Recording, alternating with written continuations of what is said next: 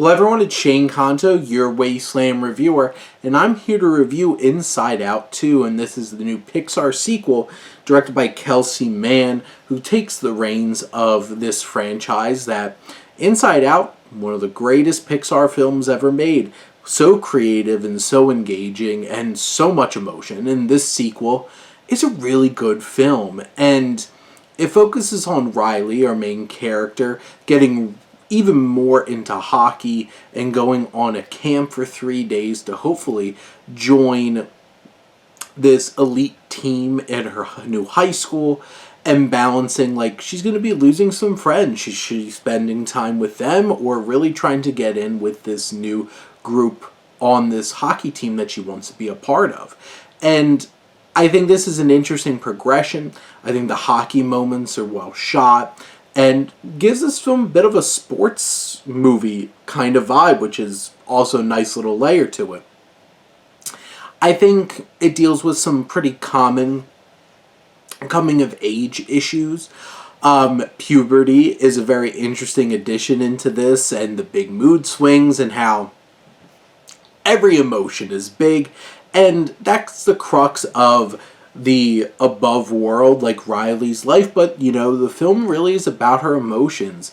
And Joy's leading the team with, sadness, Phyllis Smith, and Liza Lapira's disgust, and Tony Hell's fear, and Louis Black's anger.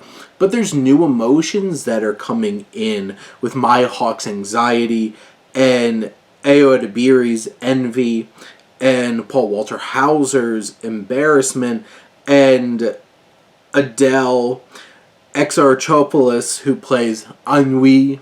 And I really love the addition of these new emotions. I think Maya Hawke was absolutely fantastic and perfect as anxiety, and anxiety becoming such a big antagonistic force that's really trying to take over everything about Riley. And it's interesting, reflective of what anxiety can do to people in terms of shutting down everything else and really grabbing a hold of people. And I think Edebiri, it was fantastic as Envy. She's a lot of fun. Paul Walter Hauser's embarrassment was probably my favorite new addition. And Ennui was some fun as well. But I do think the film does a really good job of balancing all the different emotions. Obviously, joy is at the forefront, and sadness, because they were the big two from the first film, and I think Amy Poehler and Phyllis Smith both do a great job. I do appreciate that the other three main emotions from the first film get to go out on the adventure this time and get to have some fun along the way. It's very obvious in its messaging about, hey, all of our experiences shape us, and we're complex people, and we have layers, and we're not just good, we're not just bad. There's moments where we're feeling all these different kinds of things, and I think that's an important message that the film has. It's just really obnoxiously clear. I do think that this film lacks a little bit of the emotional punch of the last film. Nothing in this film quite hits like Bing Bong, for sure. But it does have its really fun moments. It does have some emotional moments, especially in the climax. It gets pretty heavy, and how these emotions are all working together. And we see Riley kind of breaking bad a little bit, and we want to see her trying to turn things around and getting her emotions in check. And throughout this experience, the adventure's fun. It's simple. It's a basic idea. We're trying to get from one point to another. But I appreciate all the references to the previous film and how time has reshaped Riley. And her being a teenager, how things have changed in her imagination and stuff like that. So revisiting some of those elements were a lot of fun.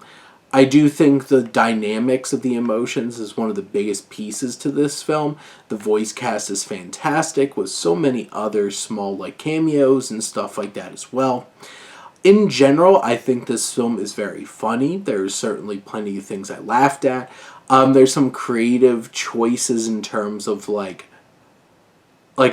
things away. I won't say much about that sequence, but it was hilarious, and how it brings in TV and video games and stuff like that into the fold. This is a creative and fun and imaginative sequel.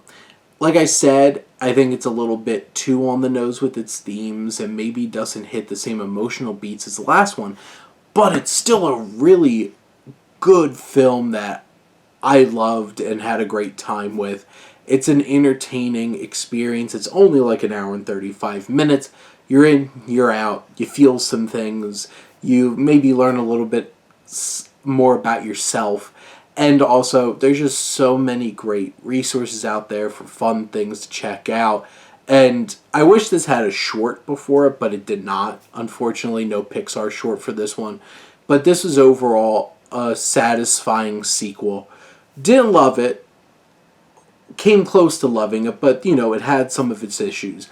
But in general, I really like this film quite a bit, and I'll certainly be checking it out again at some point in the future. But, this might be the safer for the box office too. But this is a wonderful little sequel that really ups the ante with the visuals, the animation, and everything about it, the textures, the details. It's just a wonderful message and a great story, and a very creative one at that. But those are my thoughts on Inside Out 2. Let me know what you think, and let's talk some movies. But thank you as always for tuning in and supporting your Wasteland reviewer.